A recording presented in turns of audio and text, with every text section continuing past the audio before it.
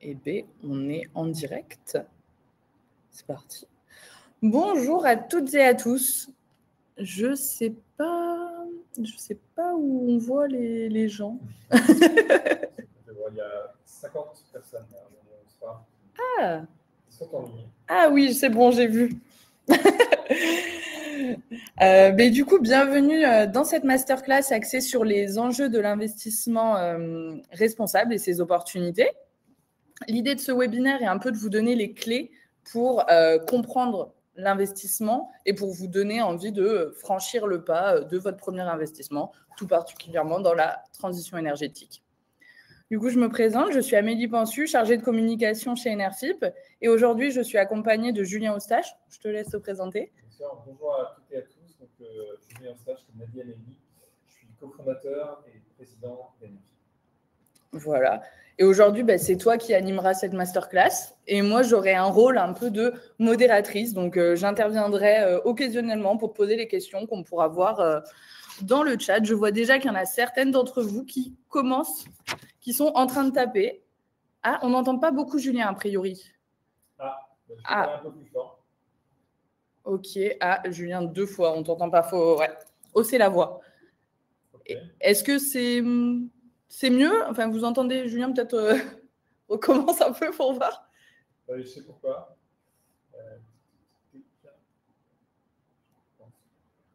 Là, vous allez m'entendre, je pense. J'attends de voir si quelqu'un te répond. Représentez-vous. Alors oui, bien sûr. Donc je disais, je suis Amélie Pensu, chargée de communication chez Enerfip, et je suis accompagnée de Julien Eustache. Je laisse te représenter du coup. Bien sûr, avec plaisir. Je suis donc président et cofondateur d'Enerfip. Voilà. Ah, Julien, tu as un écho. Ah là là. Est-ce que... Ah, c'est peut-être moi. Est-ce que c'est mieux? Oui, je pense que ça doit être mieux là. Ok. C'était plus compliqué. Ah, parfait, super. Parfait, beaucoup. Oh là là, c'est beaucoup mieux, merci. Merci pour l'assistance technique, hein, c'est appréciable. C'est pas simple. Donc en plus, j'allais dire que pour celles et ceux qui ne connaissent pas l'outil sur lequel on est, Livestorm, en fait, c'est très simple. Vous pouvez poser des questions et communiquer dans le chat comme vous êtes toutes et tous en train de le faire. Et surtout, ce qu'on voulait vous dire, c'est de ne pas hésiter à poser des questions au cours de la présentation parce que ça rendra ça plus intéressant, plus vivant. Donc, n'hésitez pas à nous interrompre et moi, je me ferai votre relais. Et aussi, j'ajouterai qu'une fois cette présentation terminée, on vous enverra un mail récapitulatif avec le replay, la présentation et plein d'autres ressources complémentaires. Donc, vraiment pas de stress sur la prise de notes. En fait, il vous suffit juste de vous immerger à fond dans cette masterclass et vous ne pouvez pas encore, Amélie. Oh, Julien, c'est catastrophique, il nous fait une assistance technique. On ne m'entend plus. Ouvre ton micro et je ferme le mien. Est-ce que du coup, vous m'entendez bien, s'il vous plaît? Oui, en fait, c'est ça. Donc, on va faire une alternance de micro. C'est la solution. Oui, voilà, c'est ça. Merci beaucoup à toutes et à tous. Donc, je vais peut-être juste reprendre la dernière partie, juste pour vous dire qu'on vous envoie un mail récapitulatif à la fin de cette masterclass entre aujourd'hui et demain. Et en son sein, vous trouverez aussi bien la présentation que le replay, que des ressources complémentaires pour vous aider à investir. Donc, vraiment, zéro stress sur la prise de notes, il n'y a pas besoin. Il vous suffit juste d'être à fond dans cette masterclass, de vous immerger et de nous poser des questions pour que ça rende cela beaucoup plus vivant. Du coup, je vois qu'il est 12h06, qu'on a 62 participantes. Est-ce qu'on attend un petit peu encore? On commence? Eh bien, Julien, je te laisse la parole. Et je coupe mon micro. Et Julien, voilà. Ok, merci. En plus, on a meublé au maximum au niveau des problèmes techniques, donc je pense que les retardataires ont dû arriver. Encore une fois, bonjour à toutes et tous et merci d'être si nombreuses et nombreux pour ce petit webinaire qui, je l'espère, vous permettra d'en savoir plus sur l'investissement responsable. Et comme l'a très justement dit Amélie, surtout profitez-en pour poser toutes les questions qui vous viennent à l'esprit. On y répondra au fur et à mesure de la présentation. Le menu, Écoutez, il est assez simple. 3 points sur lesquels on souhaite attirer votre attention et qu'on va évoquer ensemble. L'investissement responsable, d'abord, dans les grandes lignes, qu'est-ce que c'est? Parce que on peut mettre beaucoup de choses, du bien et du moins bien là-dedans. L'investissement dans la transition énergétique. Donc là, on va resserrer un peu l'échelle pour s'intéresser à cette partie-là qu'on connaît très bien chez Enerfip. Et puis, forcément, un peu de pro-domo, comment ça fonctionne chez Enerfip, comment on peut passer à l'action en termes d'investissement sur notre plateforme. C'est parti. En introduction, je voulais simplement vous partager une expérience très personnelle, puisque, en ce qui me concerne, je n'ai pas fait d'études dans la finance. Je ne suis pas non plus un ingénieur de formation. J'ai fait des études à l'université, des études de biologie, écologie. Et c'est pour ça que vous voyez ce joli petit oiseau sur cette photo. C'est parce qu'en fait, ce qui m'anime depuis mes études et ce qui m'anime toujours aujourd'hui chez Enerfip, c'est la protection du vivant. Et en fait, eh bien, avec la finance, on peut tout à fait œuvrer en ce sens. Ça, c'est le premier point. Et le deuxième point, c'est que lorsque j'ai commencé avec mes 3 acolytes, il y a plus de 10 ans maintenant, quand on a créé Enerfip, je ne connaissais pas grand-chose à la finance. Vraiment, j'avais une vision assez éloignée. J'étais vraiment un béotien, comme on peut le dire. Et pour autant, écoutez, maintenant, je pense que je maîtrise très bien le sujet. Non pas que je sois extrêmement intelligent, pas du tout. C'est simplement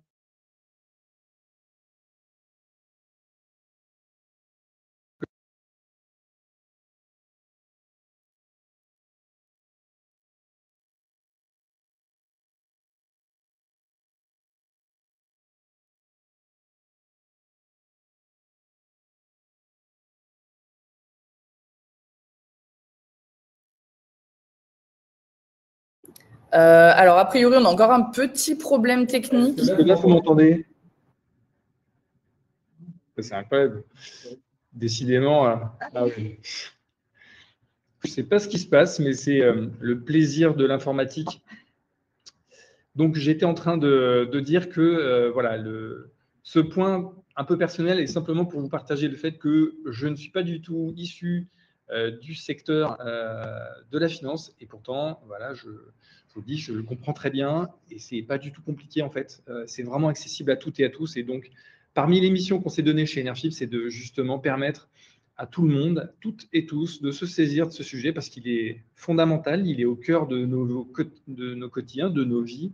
Et c'est absolument essentiel de le comprendre et de le maîtriser. Et vous allez voir, on est vraiment là pour vous montrer que c'est tout à fait faisable. Pour qu'il y ait un peu d'interaction, même s'il y en a plein parce que vous êtes au top et que vous nous dites tout de suite quand le son ne marche plus, on vous propose avec Amélie de prendre vos smartphones et de flasher le QR code que vous avez sous les yeux. L'idée étant de faire un petit sondage tout simple sur 2 questions. Alors là, bien sûr, on prend des énormes risques parce qu'on va utiliser un autre outil. C'est formidable. Donc, allez-y, je vous laisse le temps de flasher. OK. On peut envoyer le lien également, on nous demande. On peut, tout à fait, c'est possible si j'y arrive. Est-ce que j'y arrive? Oui, je vais y arriver. Hop. Voilà. Franchement, on a l'impression qu'on a fait ça toute notre vie. Hop. Vous avez le lien que je vous ai copié sur le côté dans le chat. Donc, c'est l'outil qui s'appelle WooClap. Je vais partager mon écran pour qu'on puisse voir ensemble les résultats.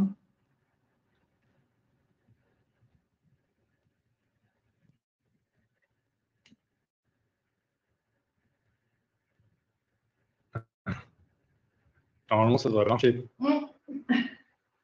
C'est ça? Je sais pas. Je sais pas. Je ne vois pas le partage. Tu ne le vois pas. C'est normal. C'est ça. Tac. Là. Non, c'est normal. Je n'ai rien lancé pour l'instant. C'est normal. Voilà, là, vous avez l'écran super. Donc, je vais pouvoir lancer justement. Oh là là. Alors, voilà la question. Vous allez avoir sous les yeux. Avez-vous déjà réalisé un ou plusieurs investissements responsables? Waouh, je vois qu'on a déjà des fins connaisseuses. Je sais pas. C'est libre.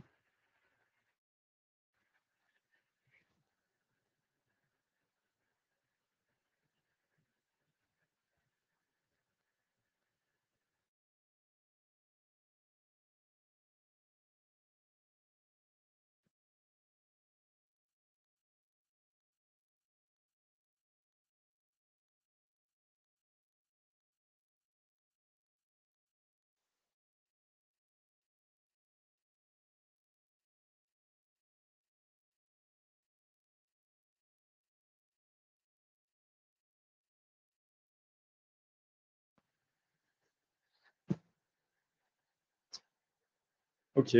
Bah, écoutez, je pense qu'on peut s'arrêter là. 90% d'entre vous donc, ont déjà procédé à réaliser un investissement responsable. Super. Pour la deuxième question, vous avez déjà répondu. Non, c'est pas ça. Pardon, excusez-moi. Yes. Deuxième question. Avez-vous déjà investi sur une plateforme de financement participatif donc plus ciblée et précise?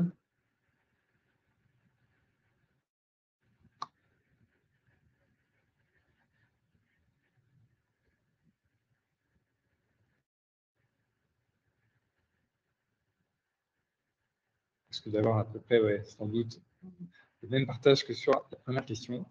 Super. Eh ben, écoutez, nombreuses et nombreux sont celles d'entre vous qui et ceux d'entre vous qui ont déjà une expérience sur ce type d'investissement. C'est très chouette. Merci pour ça. Je vais repartager notre présentation. Hop, on va revenir au sujet. Bon, vous devez bien voir mon écran. Incroyable.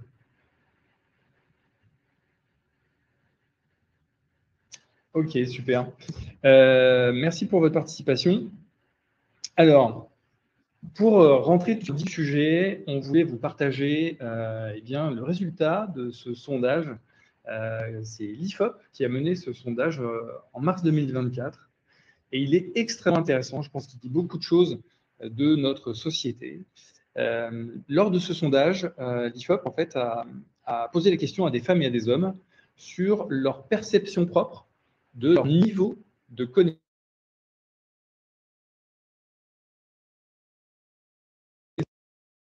J'espère que ça ne se déconnecte pas trop. Donc, en tout cas, ce sondage voilà, posait la question de la perception.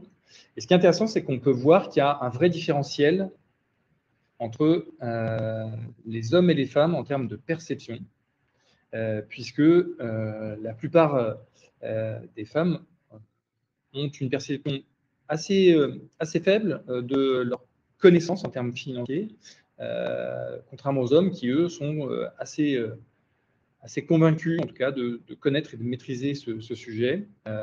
Et là où c'est plutôt frappant, et où ça dit beaucoup de choses, c'est que quand à ces mêmes personnes, on leur fait passer un test, un QCM, pour jauger factuellement de leur connaissance, de leur niveau de compréhension en termes financiers, et bien là, on voit que ils ont exactement le même niveau de connaissance, voire même dans le détail de l'étude en question, on s'aperçoit que les femmes sont un peu meilleures en termes de connaissances que les hommes. Je vous invite à aller voir dans le détail si ça vous intéresse, cette étude. Et en fait, pourquoi on voulait vous présenter ça? Parce que ça dit beaucoup de choses en fait de la situation actuelle. Oui, vous êtes, comme dit Nathalie, plus modeste, ça c'est incontestable. Mais justement, en fait, peut-être que parfois un excès de modestie, c'est peut-être aussi mauvais qu'un excès de confiance. Et l'idée, c'est d'arriver à rééquilibrer tout ça dans l'approche. Et en plus, dans ce sondage, petite cerise sur le gâteau, on s'aperçoit que sur les connaissances des femmes et des hommes sur leurs finances propres, notamment dans la gestion de leur quotidien et de leur foyer, eh bien, les femmes ont une bien meilleure connaissance, une meilleure maîtrise du sujet. Voilà. Je crois que vous me faites plaisir dans les commentaires. J'essaie de ne pas trop regarder parce que sinon je vais passer mon temps à rigoler. Mais allez-y, c'est fait pour ça. Bon, pour ce qui est maintenant de l'investissement responsable, on va rentrer dans un sujet un peu moins, mais ça reste quand même intéressant, je vous rassure, et on va essayer de ne pas être trop lourdingue. Un petit lexique d'abord, parce qu'on entend plein de mots, plein d'acronymes souvent, et c'est quand même bien de mettre derrière des. L'investissement socialement responsable, vous l'avez la définition sous les yeux, ce sont tous les investissements qui vous permettent d'investir dans des entreprises et des acteurs qui prennent en compte non seulement l'aspect financier de ce qu'ils font au quotidien, est-ce qu'elles sont rentables, si oui, de combien, etc., mais aussi des critères extra-financiers, tout ce qui n'est pas l'argent en fait. Quel est l'impact de ces entreprises dans leur environnement au niveau social, au niveau gouvernemental, au niveau environnemental. Et c'est justement ce que veut dire l'acronyme des critères ESG, dont vous entendez souvent parler, de plus en plus en tout cas. Et voilà, ça regroupe un peu l'ensemble de ces critères-là dans la conception et dans l'approche de ces critères extra-financiers. Vous avez peut-être aussi entendu parler des ODD, les objectifs de développement durable qui ont été définis en 2015 par les Nations Unies. Ce sont 17 objectifs que je vous invite à aller voir dans le détail. C'est vraiment assez formidable parce qu'on voit bien que lorsque les nations se mettent autour de la table pour penser aux problématiques qu'il leur faut résoudre, bien, elles sont capables de faire des choses qui sont extrêmement parlantes, qui font beaucoup de sens. Et ces ODD servent vraiment de support de canevas à la définition des critères ESG et des performances extra-financières des entreprises. Merci Alexandra. On a plein de participantes qui sont à fond aujourd'hui, c'est top. Un peu aussi d'historique, parce que vous l'avez comme nous souvent entendu, il y a quand même pas mal de greenwashing, ou plutôt d'éco-blanchiment en français, sur cette finance responsable. Et en France, ce qui a notamment contribué à cette mauvaise image, c'est la création en 2015 du label ISR, qui veut dire investissement socialement responsable. Alors, en termes de terminologie, c'est super, on se dit que ça va être une très belle avancée. Et en fait, dans le détail, on s'est aperçu que près de 45% des montants investis sous ce label ISR terminaient dans les énergies fossiles. Incohérence vraisemblable.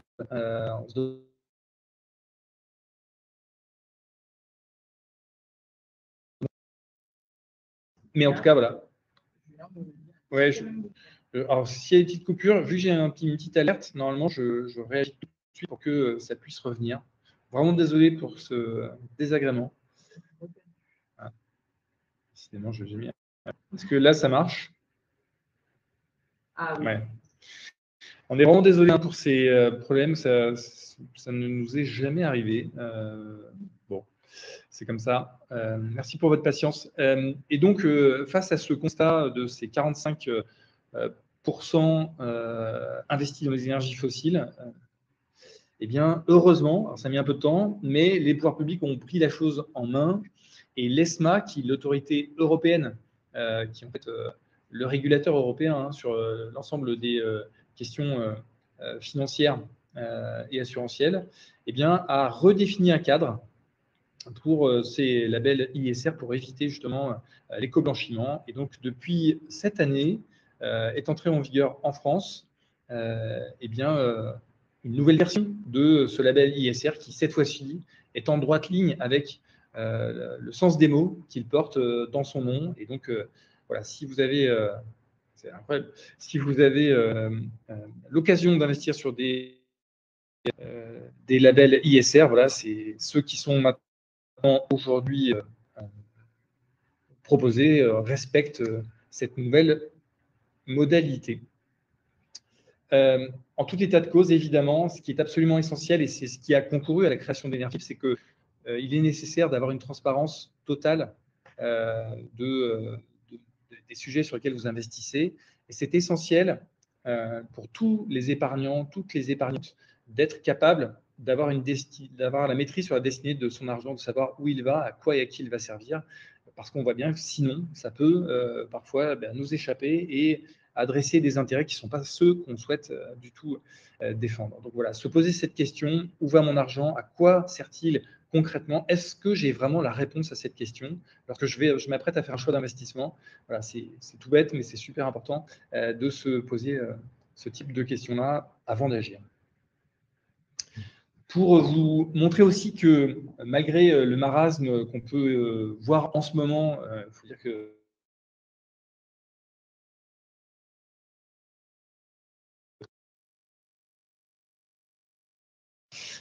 ouais, l'actualité n'est pas forcément très, très positive. Pour autant, quand on regarde un peu les choses de manière objective, il y a beaucoup de points positifs, de choses qu'il faut mettre en avant et sur lesquelles on peut s'appuyer pour se dire qu'il y a un chemin, qu'on peut y arriver.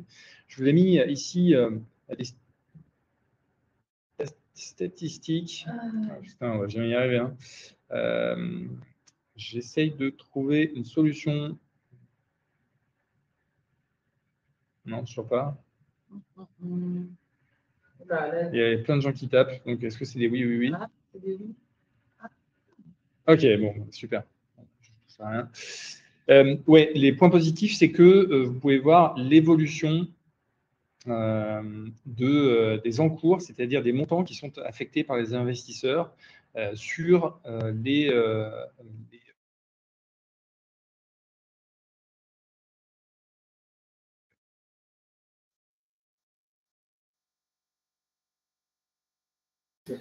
Oui, il y a Guylaine qui demande ce que signifie AUM, s'il te plaît.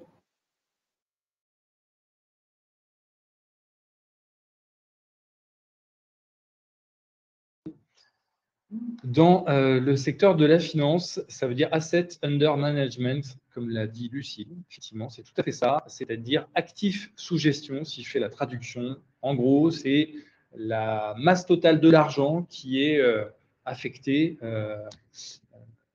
à une typologie d'investissement ou aux investissements en général. C'est là aussi, j'ai découvert en rentrant dans le monde de la finance qu'il y a plein d'acronymes, surtout anglo-saxons. Alors, quand vous les entendez comme ça a l'air super compliqué.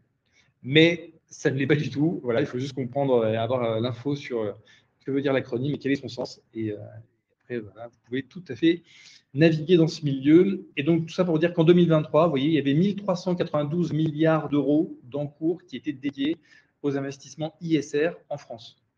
Et il n'y a pas d'erreur, hein, on parle bien de 1392 milliards d'euros. C'est des sommes qui commencent à être vraiment significatives. Donc, c'est plutôt une très bonne chose. Pareil, dans une étude qu'on a pu lire avec Amélie, chose très intéressante, vous avez souvent des critiques qui sont allouées à l'investissement responsable au titre que ce seraient des investissements qui seraient moins performants que les investissements non responsables, ou du moins qui ne se posent pas la question du sous-jacent sur lequel vous investissez. Eh bien, cette étude, vous l'avez sous les yeux et elle est assez édifiante, puisqu'on s'aperçoit que sur le court terme, c'est vrai, les investissements qui ne sont pas forcément responsables sont plus performants. En revanche, à partir du moyen et du long terme, c'est un reversement de situation qui s'opère et ce sont les investissements responsables qui deviennent plus performants.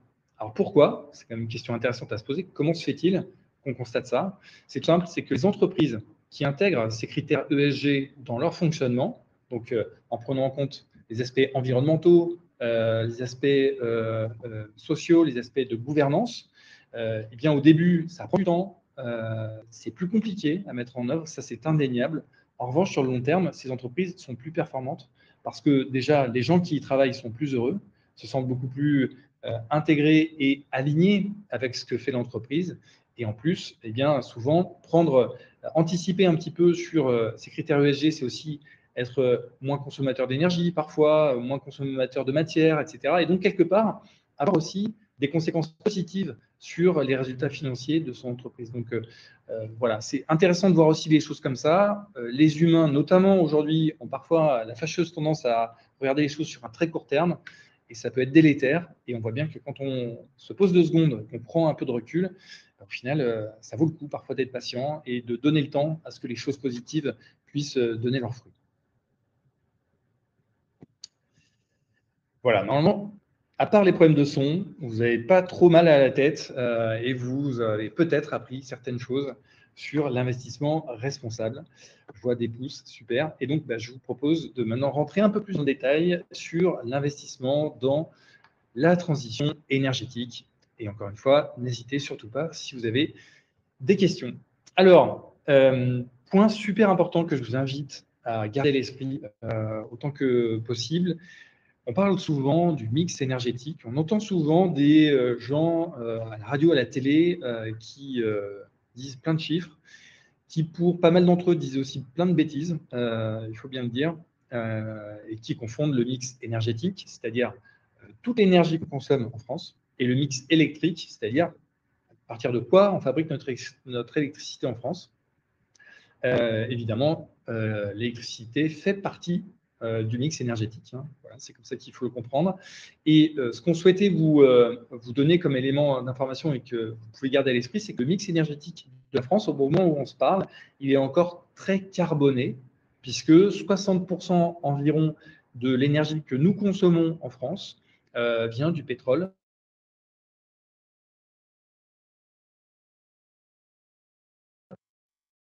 Énorme. Et il y a encore un très, très, très gros travail à faire. Et donc, on voit bien, au travers de ce chiffre, qu'il y a une impérieuse nécessité à décarboner notre mix énergétique en remplaçant ces énergies fossiles par des énergies propres, notamment l'électricité. On parle souvent d'électrification des usages. C'est ça l'objectif, c'est que cette électrification vienne se suppléer à cette consommation d'énergie fossile. C'est évidemment essentiel pour les enjeux écologiques, pour les enjeux de santé humaine aussi. Hein. En France, on a tendance à l'oublier, mais c'est environ 50 000 personnes qui décèdent chaque année à cause de la pollution de l'air. C'est autant pratiquement que le Covid, et pourtant ça fait beaucoup moins de bruit. Et l'autre aspect, et je vais vous expliquer ce visuel, Alexandra, en tout cas, j'ai essayé de ne pas être trop lourd. L'autre aspect qui est super important, c'est que ces énergies fossiles qu'on achète, on ne les produit pas chez nous. Comme vous le savez, on n'a pas de pétrole en France. C'était vrai dans les années 70 et c'est toujours aussi vrai. Et du coup, on a une balance commerciale très déficitaire sur cette question, puisque on a dépensé 57,8 milliards d'euros l'an dernier pour acheter du gaz et du pétrole principalement. Et donc, vous voyez, quand on parle de faire des économies, on se rend compte que ces 57,8 milliards d'euros, si on pouvait les utiliser, non pas acheter de l'énergie qui en plus va quelque part détruire nos écosystèmes, on pourrait peut-être les affecter sur des investissements, sur des énergies qui vont permettre d'électrifier ces usages et donc de conserver non seulement cette ressource économique sur notre territoire national, mais en plus avoir un impact vertueux sur l'environnement. Très rapidement, pour Alexandra, donc en haut à droite sur la facture énergétique, c'est ce que je viens de dire. On dépense 57,8 milliards d'euros. C'est un graphique qui est dispensé par le ministère de l'aménagement du territoire et de la transition écologique. Donc lui, il trouve ça super. On est baissé de 21% notre facture d'énergie sur les fossiles par rapport à 2023. Oui, c'est vrai, mais c'est quand même beaucoup d'argent, 57,8 milliards d'euros. Et après, sur production primaire d'énergie, je ne vais pas vous casser la tête avec ça, parce que je pense que sinon je vais vous perdre. Mais ce que je peux vous dire d'intéressant, la consommation finale à usage énergétique a un peu augmenté. Et notre indépendance énergétique, là aussi, ce sont des calculs qui sont honnêtement, on pourrait y passer un séminaire, un webinaire, pardon, tellement c'est plutôt pas très honnête la façon dont c'est calculé. On considère que la France a un taux d'indépendance énergétique de 60%. Je vous le dis, ce n'est pas un scoop, ça n'est pas vrai. Notre indépendance énergétique est bien plus faible que ça. Il faudrait que je pense à faire une petite publication là-dessus. D'ailleurs, ça pourrait être utile. Sur ce graphique, très rapidement, vous avez en fait en synthèse un peu ce qu'on vient de se dire, c'est-à-dire notre facture énergétique et son évolution dans le temps. On peut voir qu'il y a eu un pic énorme au moment de la crise énergétique qui a été consécutive à l'invasion de l'Ukraine par la Russie. Et donc, on est monté à une facture énergétique pour l'ensemble de notre pays à plus de 120 milliards d'euros. Donc, ça a été vraiment un impact extrêmement significatif. Pour autant, évidemment, quand on a des choses comme ça, on se dit waouh, il y a du travail, et c'est vrai, mais il y a aussi des très bons supports pour mettre en place ce travail. Ces supports, ce sont les directives européennes, les objectifs nationaux, internationaux qu'on a, qui sont devant nous. Et notamment, vous avez sans doute entendu parler du Fit for 55 que l'Union européenne a mis en place. Qu'est-ce que ça veut dire? C'est que d'ici à 2030, il faut que nous ayons diminué de 55% nos émissions de CO2 comparativement à 1990. Donc c'est extrêmement ambitieux. Et là, on voit bien que l'Union européenne, même si elle balbutie un peu ces derniers mois, elle a quand même défini des jalons qui sont extrêmement importants et qui sont même absolument nécessaires et vitaux. Et donc, comment atteindre ce Fit for 55? Alors, il y a tout un tas de déclinaisons de la politique énergétique européenne, mais il y a notamment ces trois-là que je vous ai mis sous les yeux. On doit baisser de 11,7% notre consommation d'énergie. Ça, c'est quand même un vrai effort, mais que chacune peut faire au quotidien dans sa consommation. On doit diminuer de 16% la consommation des bâtiments, parce que c'est un des postes principaux de consommation d'énergie en Europe et d'émissions de CO2. Et bien sûr, on en a parlé en empreinte au travers de ce qu'on vient de se dire, 42,5% de part d'énergie renouvelable dans notre consommation totale d'énergie d'ici 2030, sachant qu'en 2024, on était à 22,2. Vous voyez, il y a un sacré chemin à faire. Mais franchement, c'est tout à fait faisable. On y reviendra. Et alors justement, on se pose souvent la question des moyens. Et là aussi, on entend des choses. On dit que la transition écologique coûte trop cher, qu'on n'en a pas les moyens, que c'est impossible, etc., etc. Alors, si on se pose 2 secondes, eh bien, on voit qu'en faisant des petits calculs, il faut, et ce n'est pas nous qui les avons fait, c'est des experts, il faut environ 400 milliards d'euros d'investissement supplémentaires chaque année d'ici à 2050. Alors, 400 milliards d'euros, c'est à peu près le budget de l'État français. Donc, on se dit que c'est absolument énorme pour l'ensemble du continent, ces chiffres. Mais c'est intéressant de voir que nous, les Européennes, les Européens, on met chaque année de côté entre 1000 et 1200 milliards d'euros en plus de notre épargne. C'est-à-dire qu'on a un stock d'épargne qui est d'environ 35 000 milliards au moment où je vous parle. Et chaque année, on rajoute 1000 à 1200 milliards de plus dans ce stock d'épargne. Donc, vous voyez, c'est des chiffres qui sont difficiles à aborder parce qu'ils sont absolument immenses. Mais si on regarde juste le rapport d'échelle, si on peut mettre 1000 milliards de côté chaque année,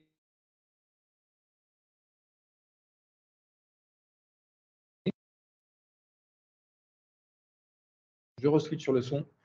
Voilà, on peut très bien imaginer qu'on peut assez facilement flécher dans ces 1000 milliards annuels, 400 milliards pour la transition énergétique. Ça ne paraît pas complètement fou. En tout état de cause, ce sur quoi on souhaite attirer votre attention, il y a toujours des risques quand vous investissez dans la transition énergétique, comme dans tout investissement, évidemment. Mais ce qu'il faut que vous sachiez, c'est qu'on est sur des technologies qui sont très matures. Par exemple, on a tendance à l'oublier, mais le photovoltaïque, ça date du début des années 50 avec le développement de l'industrie aérospatiale. Donc, on commence à avoir un certain recul sur cette techno. Idem à peu près pour ce qui est d'éolien, c'est une énergie qu'on utilisait il y a très longtemps. Comme vous le savez, avec les moulins à vent et sur l'aspect électrique, c'est aussi autour des années 50 que ça s'est développé. Donc, voilà, on maîtrise assez bien ces technologies aujourd'hui. En plus, on a des politiques publiques qui sont très ambitieuses avec des cadres qui sont incitatifs à l'investissement. Donc ça, c'est aussi vraiment pour aller dans le sens des investissements dans la transition énergétique. Et ces cadres, ces incitations donnent des revenus qui sont stables, qui sont lisibles. C'est pourquoi il y a beaucoup de sens à regarder des investissements dans ce secteur. Une règle d'or qu'on voulait vous partager, c'est là aussi une étude sur laquelle on est tombé, qu'on a trouvé intéressante. C'est là aussi une perception. Lorsqu'on demande aux gens, et notamment aux femmes, à votre avis, combien faut-il d'épargne disponible chaque mois pour investir, la moyenne est de 3 000 euros d'épargne à investir, donc c'est absolument énorme. Il y a assez peu de gens qui peuvent faire ça. Et dans les faits, faire des différentes solutions d'investissement que vous avez à votre main au moment où on se parle, avec 100 euros, déjà, vous pouvez tout à fait commencer à investir et vous constituer un portefeuille d'investissement digne de ce nom. Et évidemment, il faut que vous ayez bien à l'esprit les risques. J'en ai parlé juste avant. Mais dans le détail, ces risques, ils sont de 2 types principaux. Le risque de perte en capital, total ou partiel. C'est-à-dire que je vais perdre tout ou partie de mon investissement. Ça, c'est un risque potentiel. Autre risque potentiel qui est moins connu, c'est le risque d'illiquidité. Qu'est-ce que ça veut dire? Quand vous investissez, par exemple, sur Enership, sur un projet qui vous propose une maturité de 3 ans, ça veut dire que pendant 3 ans, votre argent est bloqué, que vous ne pouvez pas le retirer à tout moment, comme vous pouvez le faire par exemple sur votre livret A. Donc voilà, ce risque d'illiquidité, il est très important aussi, il faut l'avoir à l'esprit. C'est pourquoi on vous invite à investir uniquement de l'argent dont vous savez ne pas avoir besoin à court ou moyen terme, parce que voilà, il doit être vraiment alloué à l'investissement et pas à vos besoins qui pourraient survenir dans le quotidien. Je vois que Fanny est en train de taper, je ne sais pas si c'est une question. Quelqu'un peut peut-être passer la slide, sinon j'y reviendrai. Donc voilà, c'est ce que je viens de dire. J'ai un peu anticipé la slide quand je disais de ne pas investir une somme dont vous avez besoin à court terme. Évidemment, le vieil adage populaire de ne pas mettre tous ses œufs dans le même panier, ça paraît tout bête, mais de toute façon, comme dans beaucoup de choses, la finance, c'est d'abord du bon sens. Donc voilà, diversifiez bien surtout vos investissements sur plusieurs projets, sur plusieurs supports, c'est très important. Et puis, continuer à s'informer, ça c'est absolument essentiel. Et franchement, ça peut devenir quelque chose d'intéressant dans la finance. Ce n'est pas forcément, comme je l'ai dit, un peu lourdingue comme on peut l'imaginer. Et quatrième point, se faire confiance. On en a parlé au début de ce webinaire, c'est absolument essentiel. Et pour les bonnes raisons que je vous ai dit au travers du sondage qui a été fait, on voit bien que vous avez tout à fait de quoi vous faire confiance sur les choix que vous feriez en termes d'investissement. Il y a une question. Oui, du coup, il y a Fanny qui demande pourquoi la plupart des investissements sur Enertip proposent des investissements avec remboursement in fine et rarement avec des remboursements de capital au fur et à mesure. Oui, c'est une bonne question, Fanny. Pourquoi? C'est parce que, alors, en fait, le modèle économique des énergies renouvelables fonctionne plutôt comme ça sur les financements qu'on propose, en tout cas. Je vous donne un exemple. Quand on vient financer un projet qui est prêt à être construit, on va faire un financement sur 2 ans ou 3 ans. Et ce projet, sa construction peut s'étaler dans le temps. Ça peut prendre un an et demi parfois sur les très gros projets. Et donc, l'avantage d'avoir un remboursement in fine du capital, c'est que le porteur de projet ne va payer que les intérêts à date anniversaire, une fois par an, et rembourser tout au bout du compte, c'est-à-dire au moment où il aura construit son projet et qu'il obtiendra un financement bancaire. Ça lui permet d'éviter d'avoir à sortir des fonds propres au milieu de cette phase de construction pour verser un remboursement partiel de votre capital que vous avez investi. Voilà, c'est vraiment l'une des raisons principales, c'est vraiment sur les objets qu'on finance. Et après, alors là, c'est marrant, mais on a aussi beaucoup d'investisseurs qui nous disent, moi, j'aime bien me dire que je mets 100 euros, 1000 euros sur ce projet et que je vais bien avoir 7,5% brut chaque année pendant 4 ans sur ce montant-là que j'ai alloué. Sinon, chaque fois que vous me remboursez du capital, il faut que je le réaffecte sur d'autres investissements. Et voilà, ça veut dire qu'il faut que je sois toujours un peu en veille. Bon, là aussi, il y a plusieurs profils d'investisseurs et c'est bien normal. Alors, est-ce que vous avez des questions plus simples à gérer? Effectivement, oui, tout à fait. C'est exactement ça, Guylaine. Est-ce qu'il y a d'autres questions avant qu'on passe, là aussi, en resserrant encore un peu plus le zoom sur le passage à l'action sur Enertip, pour vous montrer un peu plus en détail comment ça fonctionne si vous ne connaissez pas déjà. On va pouvoir avancer. C'est super clair. Ça va être ça. Alors, en quelques mots sur Enertip, déjà, vous dire que lorsqu'on a créé l'entreprise, donc c'était notre 11e année, le 5 septembre dernier, on est tout de suite parti du concept de se dire qu'il fallait que ça n'ait qu'il n'y ait aucun coût pour les investisseurs. Pourquoi? Parce que nous, on voyait bien avant qu'on crée Enertip, quand on voulait ouvrir une solution d'investissement ou d'épargne, très souvent, vous commencez par payer des frais de dossier, notamment. Et donc, on voulait se différencier de cet univers-là, d'abord, parce que commencer par perdre avant de gagner, c'est pas très agréable. Et donc, il n'y a aucun frais sur Enertip. On n'a rien à payer. Voilà, c'est notre fonctionnement. Ça ne veut pas dire que nous sommes une association à but non lucratif. Donc, bien sûr qu'on doit gagner de l'argent et c'est en fait les porteurs de projets qui nous rémunèrent sur les montants que nous avons collectés. Je crois qu'il y a une question. Oui, Anne a posé une question, c'était peut-être plus avec la slide d'avant, je pense. Elle demande pourquoi ne pas mettre sur les projets Enertip les taux d'intérêt net. Oui, alors c'est une bonne question, Anne. Pourquoi? Parce que, comme vous le savez, il y a ce qu'on appelle la flat tax, c'est-à-dire le prélèvement forfaitaire unique qui s'applique sur les intérêts que vous touchez. Donc, en fait, pour aller dans le sens de ce que vous dites, Anne, on devrait enlever ces 30% et montrer ce taux-là. Mais le fait est que, et alors là, c'est les plaisirs de la fiscalité, c'est qu'en fait, tout le monde n'est pas forcément assujetti à ce prélèvement à la source. En effet, vous avez, selon les niveaux de revenus, des gens qui peuvent tout à fait demander à ne pas être prélevés à la source sur la fraction correspondant à l'impôt sur le revenu, donc les 12,8% de ces 30%, parce que ce sont des gens qui n'ont pas des revenus énormes et que, vu qu'ils ne payent pas d'impôts, ils ne veulent pas le prélever de ces 12,8%, sachant qu'ils vont devoir en demander le remboursement a posteriori. Donc voilà, pour que ce soit extrêmement inclusif, on est parti sur cette idée de présenter des taux bruts, parce que voilà, on trouvait que c'était plus simple, mais bon, évidemment, ça peut au début porter à confusion, parce qu'il y a cet exercice à faire, enlever les 30% afin d'avoir un montant brut. Alors, Julie, je ne vous ai pas oublié. Il y a Alexandra qui rebondit sur ce que tu viens de dire en disant qu'on doit présenter les deux taux. C'est vrai, on pourrait essayer. Il faudrait qu'on voit si ça ne devient pas un peu illisible, mais non, mais on aime bien ce genre de retour parce que vous vous en doutez, nous on a un peu le nez dans le guidon. On se dit que voilà, ça me paraît assez logique de faire comme ça, mais c'est très intéressant d'avoir ce type de remontée et on les partagera avec nos collègues qui s'occupent de toute la partie justement expérience utilisateur pour voir si on peut faire évoluer ce type de point. Et il y avait Julie juste avant qui disait que sa banquière, un peu un retour d'expérience, l'a dissuadée de faire ce type d'investissement car trop risqué en perte en capital. Est-ce que tu as peut-être des arguments à lui amener pour, Oui, parce que quelque part, on n'en veut absolument pas aux banquiers et aux banquières qui ont ce type d'approche. Quelque part, c'est aussi dans votre intérêt qu'ils ou elles le font. C'est quand même souvent par méconnaissance, parce que je vous donne un exemple tout bête, et je pense que c'est le meilleur argument que je puisse vous donner.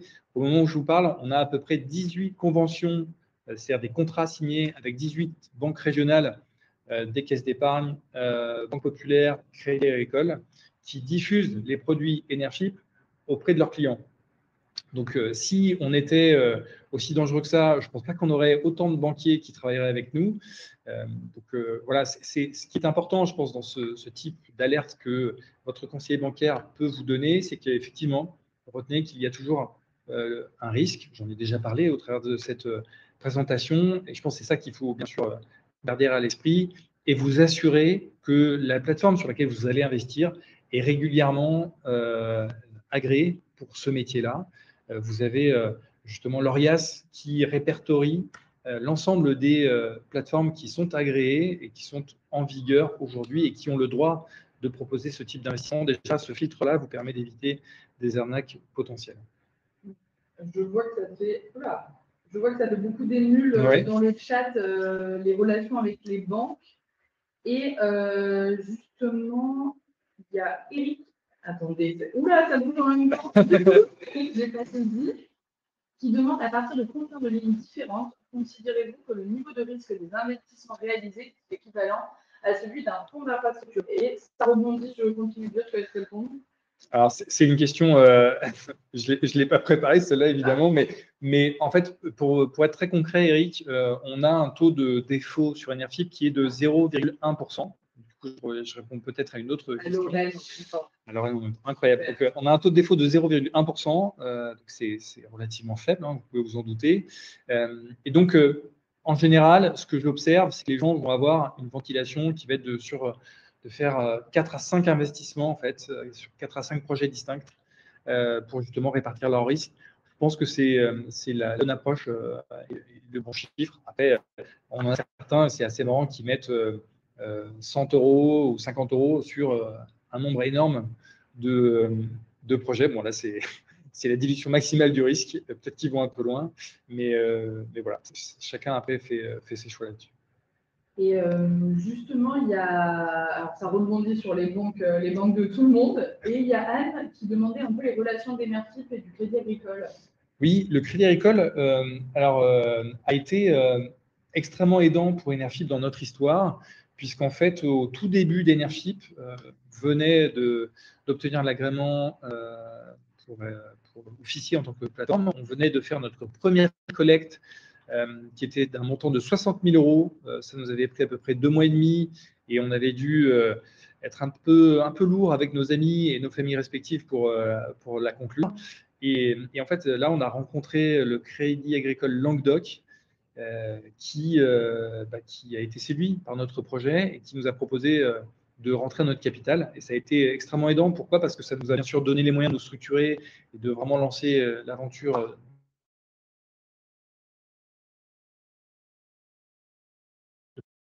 Certain que sans la caisse du Crédit Agricole Languedoc, on n'aurait pas, je pense, fait tout ce qu'on a fait jusqu'à aujourd'hui. Donc, ils ont vraiment joué leur rôle d'acteur régional, porteur des projets locaux.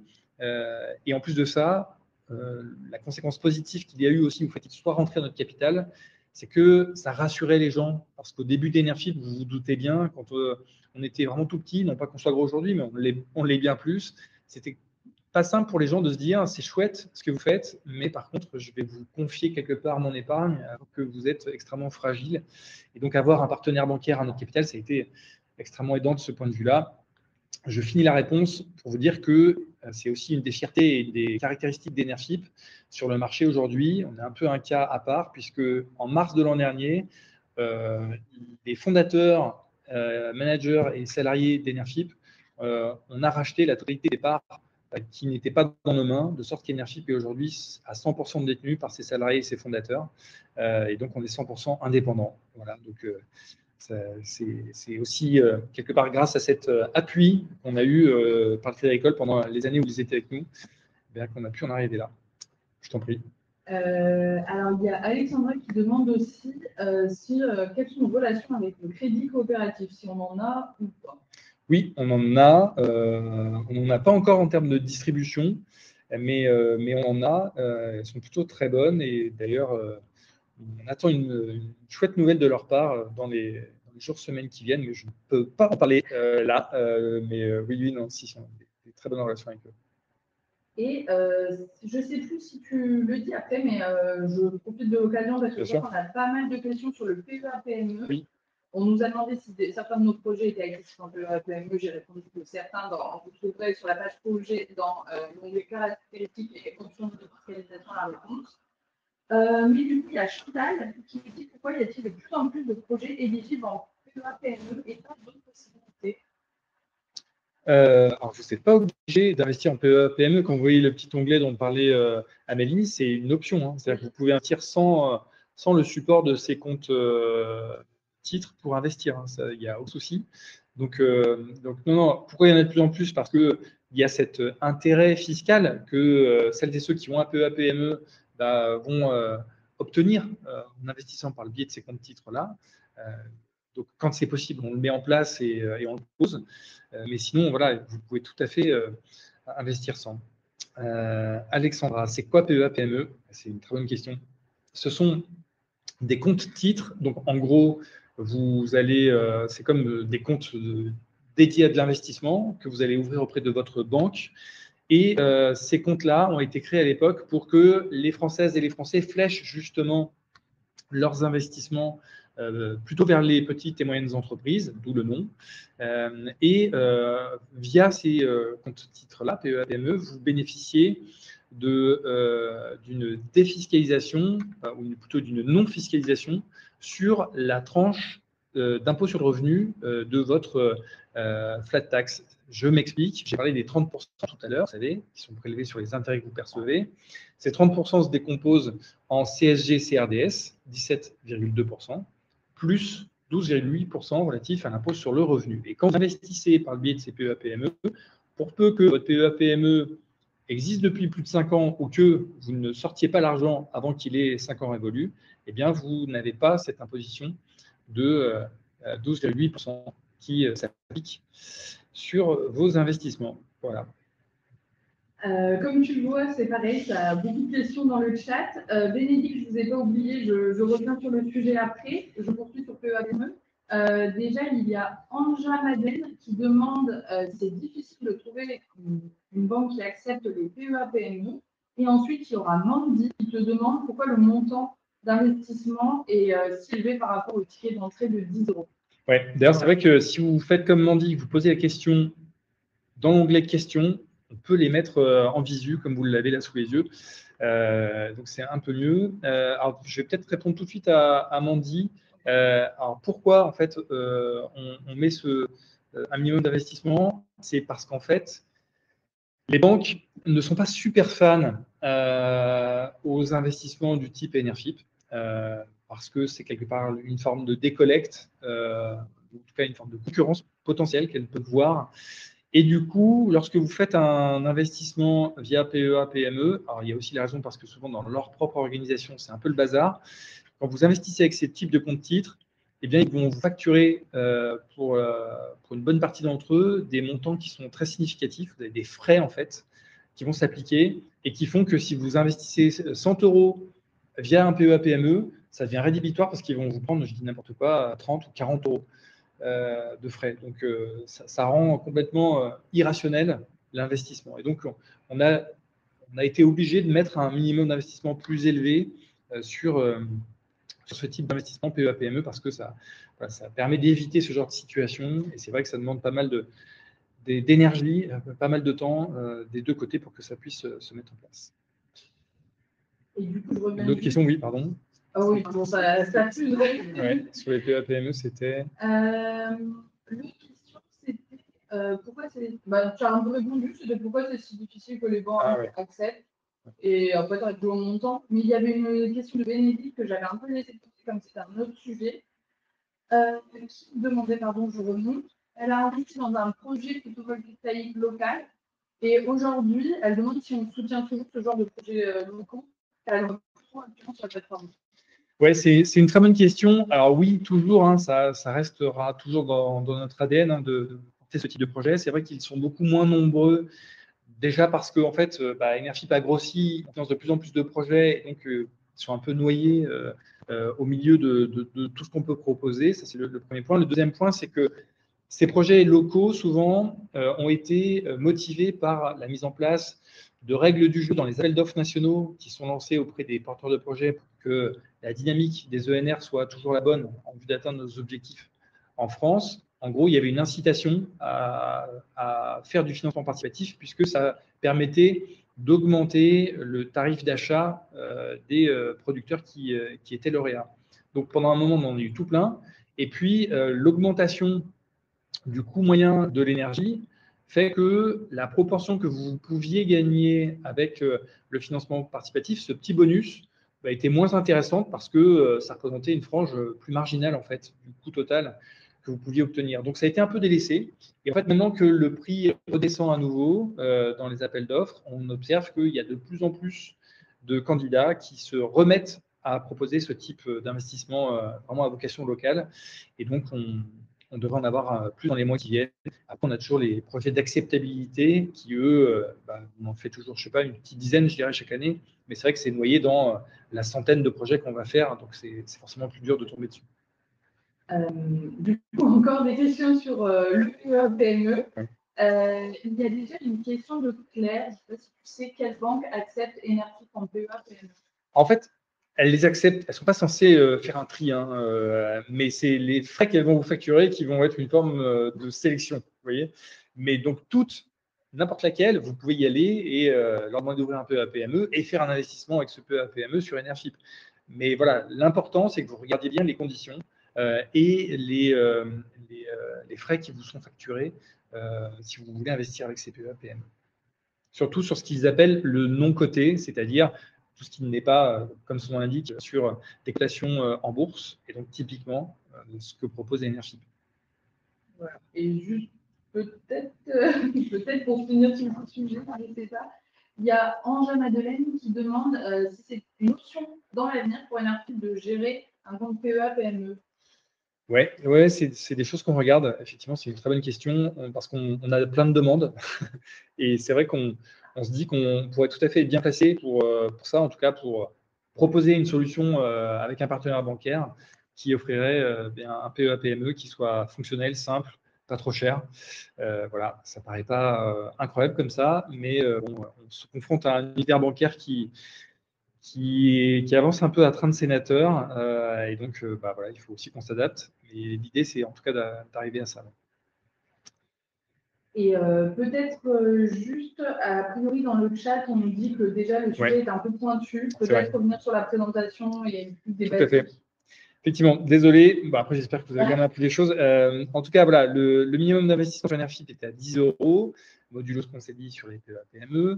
Vous êtes sur des durées d'investissement de 1 an à 5 ans, donc des maturités plutôt à court moyen terme, et sur des taux d'intérêt annuels bruts qui vont de 7 à 9% par an.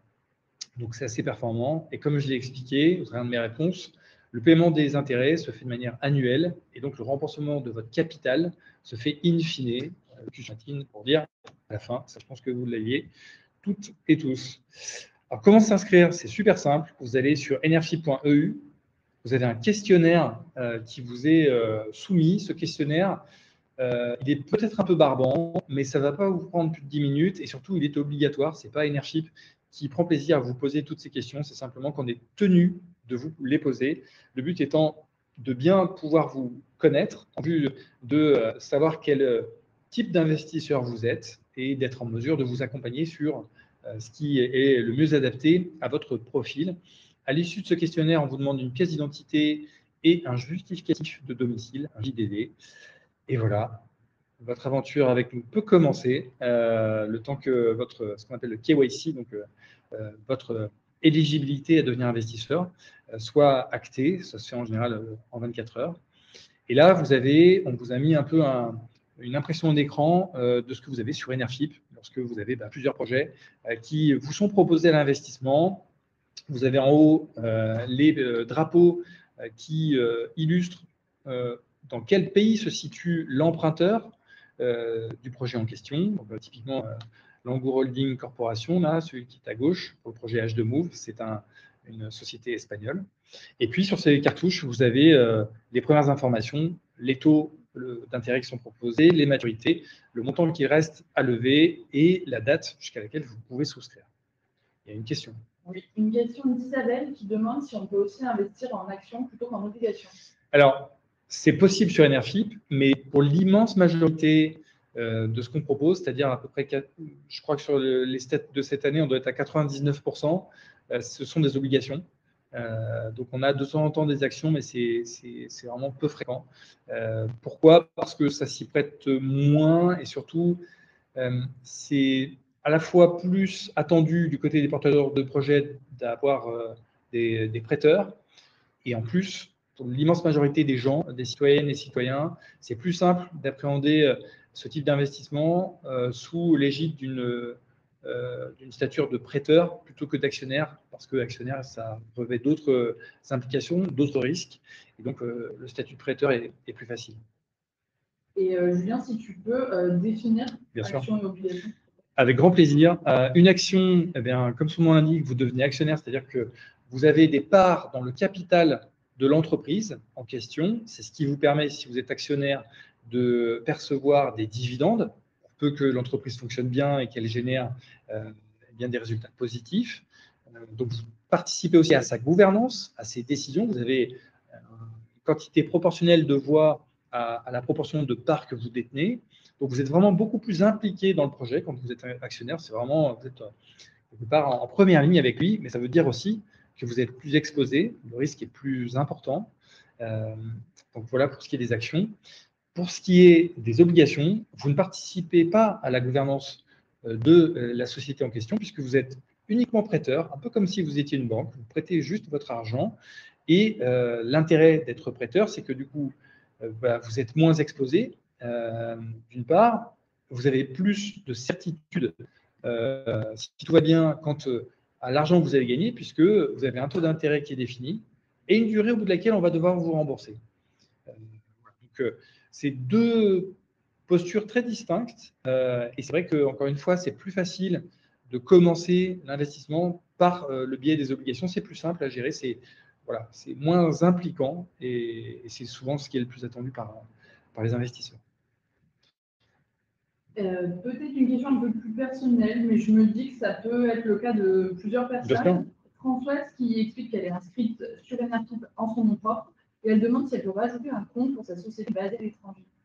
Oui, vous pouvez tout à fait faire ça et il faut simplement nous faire un petit mail ou appeler notre service relations investisseurs qui est formidable et vous serez pris entre de bonnes mains et en fait elles vont agréger, ils ou elles vont agréger vos deux comptes pour que vous n'ayez qu'un seul espace investisseur. Et il y a Eric qui nous fait des suggestions. C'est super ce genre de retour pour t'améliorer. Hein. Ouais, c'est là qu'on s'en rend compte. Exactement, c'est très important pour nous. Et justement, alors ça ne répond pas tout à fait au point que vient de remonter Eric. Quand vous rentrez sur l'une des pages projet, vous avez tout de suite un cartouche sur votre droite qui dispense, qui redonne les paramètres de la collecte, taux, maturité, la notation. Alors cette notation, qu'est-ce que c'est? Croyez-moi, ça ne se fait pas comme ça au doigt mouillé. On est...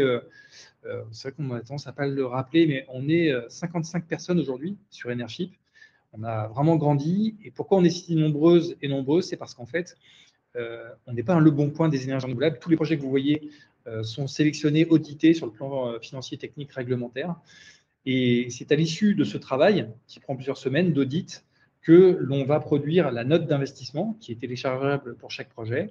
Et une fois que cette note d'investissement est produite, tous les vendredis à 11 h, il y a un comité de sélection qui se tient et où en fait on va passer en revue les projets qui sont arrivés au bout du cursus d'audit et on va leur donner une note et on va voter quant au fait qu'on les présente à l'investissement ou pas.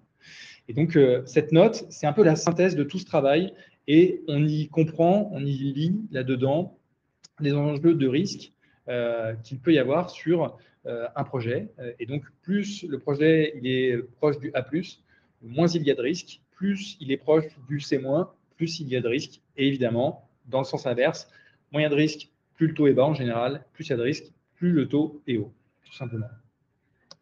Pardon, ma faute, on me le fait remonter dans le chat. A priori, j'ai loupé une question de Claire. Non, pas de Claire, de Anne. Excusez-moi, Anne posait une question sur le taux d'échec et son sens. Je remonte et je cherche la question. Oui, le taux d'échec et son sens, c'est-à-dire que sur le volume qu'on a collecté aujourd'hui sur Enership, on est à 722 millions d'euros. On a 0,1% qui ont été perdus par les investisseurs. Donc, ça fait à peu près 1 million d'euros sur les 722 millions d'euros. Donc, c'est important de le dire pour que ça illustre ce que je vous dis. Il y a toujours un risque. Il ne faut surtout pas se dire, moi j'ai un petit peu la flemme, je vais juste mettre mon épargne sur un seul projet. Non, surtout pas. Je vais faire ce travail de ventilation parce que voilà, le risque zéro n'existe pas. Et donc, c'est important d'en parler et de l'indiquer. Effectivement, il y a du mouvement. Ouais. Ah oui, ça arrive plus à suivre, je loupe les questions. Alors, je ne vais pas répondre à votre question, Jean-Luc, parce qu'elle est un peu, détaillée. Et oui, pour Anne, quand il y a une perte, quand il y a un défaut, l'argent est perdu. C'est pour ça que j'ai bien dit tout à l'heure, il y a un risque de perte totale ou partielle de votre capital. Donc oui, quand il y a un défaut, potentiellement, vous pouvez tout perdre. Alors après, on met toujours des sûretés sur les projets qu'on propose en financement. Qu'est-ce que c'est des sûretés? Par exemple, on va prendre des nantissements sur les actions de l'entreprise qui emprunte, de sorte que si elle ne nous rembourse pas, on devient propriétaire de cette entreprise et de ses actifs. Et donc, on peut potentiellement vendre ses actifs pour rembourser les gens. Ça, c'est le genre de choses qu'on met en place, le genre de sûreté qu'on met en œuvre pour justement avoir un plan B quelque part si ça se passe mal. Mais il y a tellement d'incertitudes dans ces histoires qu'on ne peut jamais dire aux gens que le capital est garanti et qu'il n'y a pas de risque. Ça n'est pas vrai. Et donc, voilà, c'est important de garder à l'esprit. Et je vois que Claire apporte des arguments. Oui, Claire, vous avez raison. C'est vrai que si vous laissez votre argent à la banque, il est sécurisé, c'est indéniable, mais du fait de l'inflation, il perd de la valeur. Donc voilà, c'est toujours une histoire d'arbitrage, évidemment. Encore une fois, il ne faut pas être manichéen. C'est juste un peu une sorte d'arbitrage que vous devez faire entre tout ça. Allouer un peu d'argent sur une plateforme comme Enership, en mettre un peu sur votre livret A ou à la banque. Enfin, voilà, c'est ce genre de choses qu'il faut avoir une approche équilibrée. C'est ce qui paraît le plus pertinent. Je continue. Après, je répondrai à la question de Anne. Là, dans le détail, c'est ce que vous avez sous les yeux, c'est un livret d'investisseurs. Et pour être précis, c'est même un livret mineur, puisque chez Enership, vous pouvez créer des comptes pour vos enfants. Et pour être encore plus précis, ce que vous avez sous les yeux, c'est le livret mineur de mon fils, Robin, qui a 8 ans et demi. Alors, pourquoi on vous montre ça? C'est que ça vous permet de voir dans les détails, en fait, ce qu'on vous donne à voir sur votre espace en tant qu'investisseur. Là aussi, on essaie d'être super didactique. Vous pouvez voir votre historique d'investissement. Vous pouvez voir votre échéancier, l'argent que vous allez percevoir. Alors, Robin est riche, c'est ce que dit Alexandra. C'est une super remarque, vous savez pourquoi? Parce que depuis qu'il est né, donc je lui ai ouvert un livret Enership, et depuis qu'il est né, je mets 50 € chaque mois sur Enership pour constituer son épargne future. Et vous voyez, j'ai réussi à constituer 7 100 € à raison de 50 € par mois depuis sa naissance, et en réinvestissant à chaque fois les remboursements. Donc, ça montre que, ça illustre ce qu'on disait en introduction de cette présentation, il n'y a pas besoin de beaucoup pour pouvoir commencer à investir et à constituer un portefeuille d'investissement qui, au bout du compte, peut devenir significatif. En tout cas, pour finir là-dessus, vous pouvez voir que vous avez tout un tas de détails qui vous sont proposés dans cet espace investisseur, et notamment l'espace Mon Impact, vous voyez sur votre gauche. Pourquoi? C'est important d'en parler parce que on trouvait que c'était super de vous dire, vous pouvez savoir où va votre argent, à quoi il va servir. Génial. En plus, c'est plutôt performant en termes de rentabilité. Mais au fond, c'est quoi mon impact? Comment je fais pour le quantifier? Et donc, on a fait ce travail pour vous et on vous donne 2 infos dans cet espace Mon Impact. D'abord, la quantité d'énergie que vous contribuez à produire via vos investissements sur Enership. Donc, en l'occurrence, Robin, il est à 6861 kWh. Donc, c'est super. Mais qu'est-ce que ça veut dire, 6861 kWh? J'en sais rien. Et ce qui est chouette, c'est que la Banque mondiale publie chaque année un estimatif de la quantité d'énergie pour l'ensemble de ses besoins qu'une personne va consommer selon le pays où elle vit. Et donc, pour un Français ou une Française, on est à 6938 kWh par an pour l'ensemble de vos besoins, pour vous déplacer, vous éclairer, vous chauffer, etc. Ça veut dire que Robin, avec ses investissements, il est quasiment un citoyen à énergie positive. Il y a une question, je crois. Oui, alors déjà, d'excellents retours sur le livret mineur pour vous dire que c'est une super idée. Merci. Déjà, merci. Et ensuite, Valérie demande quel est le montant des intérêts sur ce livret? Alors, comme ça, je ne pourrais pas vous sortir. Et si... Question piège. Non, mais c'est pas une question piège. Je vous répondrai volontiers. C'est juste que si je commence en plus à aller trifouiller sur mon ordi pour aller voir, ouais, on va avoir des trucs.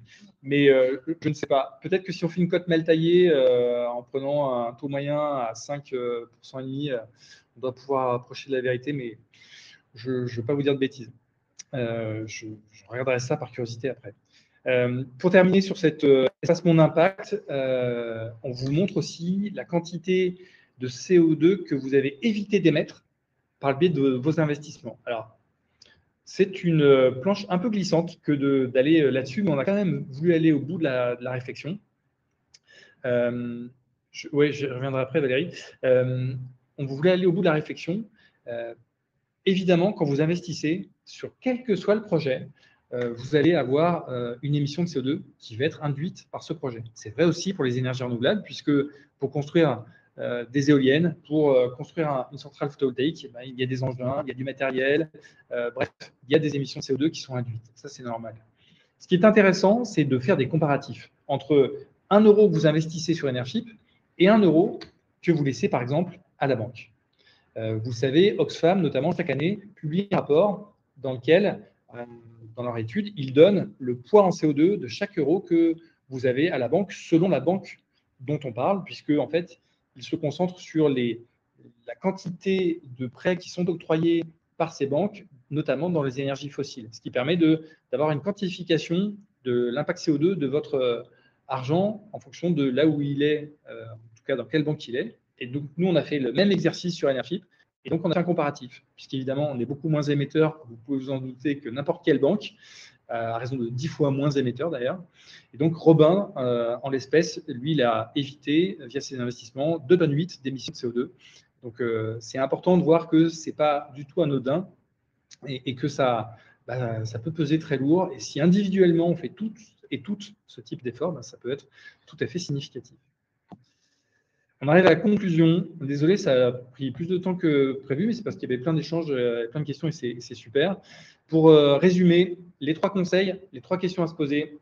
Est-ce que ce produit sur lequel je vais investir est aligné avec mes valeurs et avec mes convictions? Est-ce qu'au moins je peux répondre à cette question déjà? C'est y répondre, d'avoir un doute ou pas là-dessus. Est-ce que le niveau de risque et de rendement sur lequel je vais investir, c'est adapté à mes attentes? Si vous êtes vraiment averse au risque, si vous êtes très prudente ou prudent, eh bien, on va plutôt vous inviter à aller sur des projets A, A+, et pas sur des projets C. Voilà, c'est ce genre de questions qu'il faut se poser. Et puis, bien sûr, suis-je certaine de la transparence de cet investissement? C'est des questions absolument majeures qu'il faut qu'on se pose à chaque cas. Et pour terminer, je pense que, histoire d'ouvrir un peu le sujet, pour vous rendre compte de l'impact que l'on a tous et toutes, mais surtout toutes, en l'occurrence, sachez que on souffre d'un sexe ratio très déséquilibré, malheureusement, dans le monde de l'investissement. Il y a à peu près 60% d'hommes et 30% de femmes. Et c'est un peu un héritage sociétal sur lequel on doit toutes et tous faire quelque chose pour le rééquilibrer. C'est d'autant plus important que la même étude dont on parlait tout à l'heure a fait une estimation. Si les femmes investissaient dans la même mesure que les hommes, eh bien, il y aurait 3 000 milliards dans le monde d'euros investis en plus dans l'économie. Ça représente à peu près le PIB de la France. C'est absolument énorme. Et ce qui est super intéressant, c'est que les femmes sont beaucoup plus enclines à investir dans les investissements durables, dans la finance responsable que les hommes, à raison de 50% de ce qu'elles seraient prêtes à investir, ce qui fait qu'on aurait le PIB de l'Australie en équivalence, qui serait investi chaque année en plus, donc 1 500 milliards d'euros, dans la finance responsable, si on arrivait à rééquilibrer cette problématique sociétale dont on hérite, je pense, et sur laquelle on peut toutes et tous faire quelque chose. Donc, ce n'est pas du tout anodin. Alors, même si c'est un tout petit webinaire, on espère avoir concouru à cette démarche. Et bien sûr, on compte sur vous toutes pour nous y aider. On est à votre dispo pour continuer à répondre à vos questions et à éclairer et rendre accessible la finance et l'investissement. Et vous avez raison, Claire, il faut aussi mieux payer les femmes. Ça, c'est clair et net. Mais de toute façon, c'est un vrai problème sociétal qui touche notamment ce point-là, mais plein d'autres. Et c'est sûr que déjà, commencer par une égalité salariale, ça paraît la première étape. Voilà. En train de taper. Oui, je vois que ça tape. Je vais essayer pendant le temps imparti d'aller répondre à les questions de Claire. Est-ce que j'ai idée? Ah, tu veux reprendre les questions d'avant? Non, sur la question de la proportion d'intérêt. C'est ça le.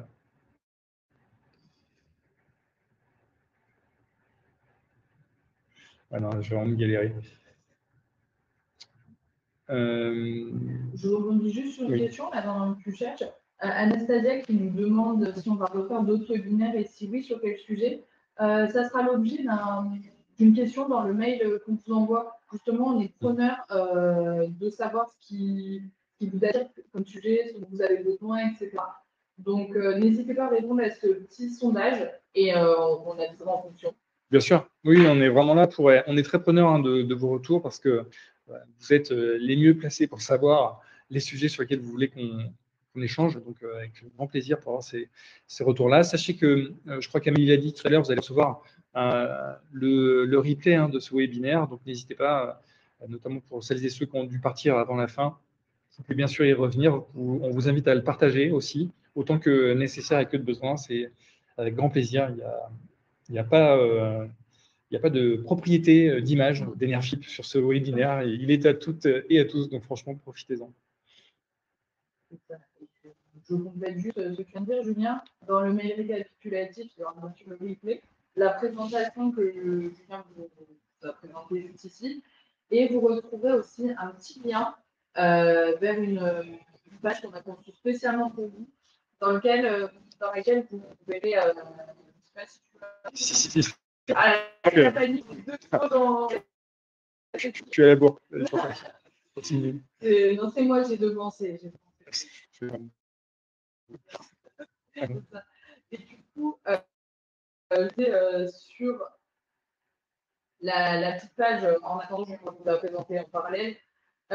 Sur la page qu'on vous a fait pour vous, vous allez trouver derrière exactement le sur savoir ce que vous avez pensé.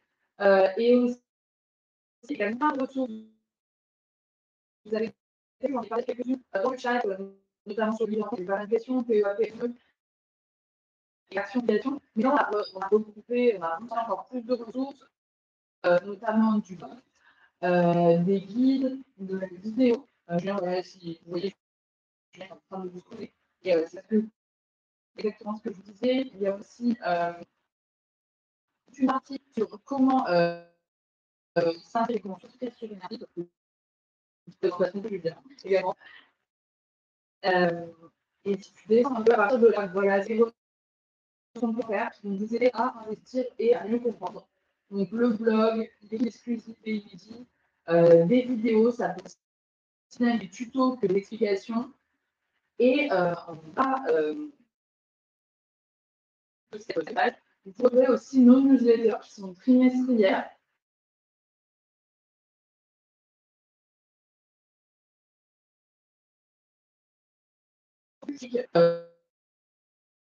Dans les études, une à chaque année, une vous allez tout voir, ne paniquez pas. Oh non. Oh. On est vraiment désolé pour ces soucis. En plus, fait une présentation sur tout ce très chouette travail qu'elle a fait sur cette page Notion qui recense vraiment tous les supports auxquels vous pouvez accéder pour aller plus loin dans la compréhension et dans l'acquisition d'informations. C'est vraiment un très très chouette travail, franchement, bravo à elle, parce que c'est une mine d'or cette page, donc franchement, allez-y, vous allez forcément apprendre des choses et vous trouverez forcément votre bonheur là-dedans. Problème de micro toujours? Mais non. Ça marche toujours pas? Ah oui, ce sera dans le mail, cette page Notion que vous allez recevoir et accessible quand vous le souhaitez à tout moment. Voilà. Écoutez, on sait en tout cas qu'on doit s'améliorer sur le son pour le prochain. Ça, c'est indéniable. On espère quand même que c'était audible, compréhensible et suffisamment clair. En tout cas, on vous remercie infiniment pour votre participation, pour votre présence. C'est très chouette parce que c'est du travail derrière et de voir que il y a des gens en face. C'est très plaisant. Merci pour ça. J'en profite pour remercier Amélie et la féliciter pour son travail parce qu'elle a fait un travail remarquable pour organiser tout ça. Et puis, écoute, je te laisse le mot de fin à toi. Eh bien, le mot de la fin, c'était encore merci pour votre participation, pour votre écoute, et puis pour ce chat totalement en folie que j'ai eu des difficultés à suivre de temps en temps. Et après, quoi dire de plus? Vous allez recevoir le mail, et après, moi, je vous souhaite une bonne journée. Désolée d'avoir un peu dépassé. Oui, excusez-nous. Très belle journée en tout cas. Au revoir. Au revoir.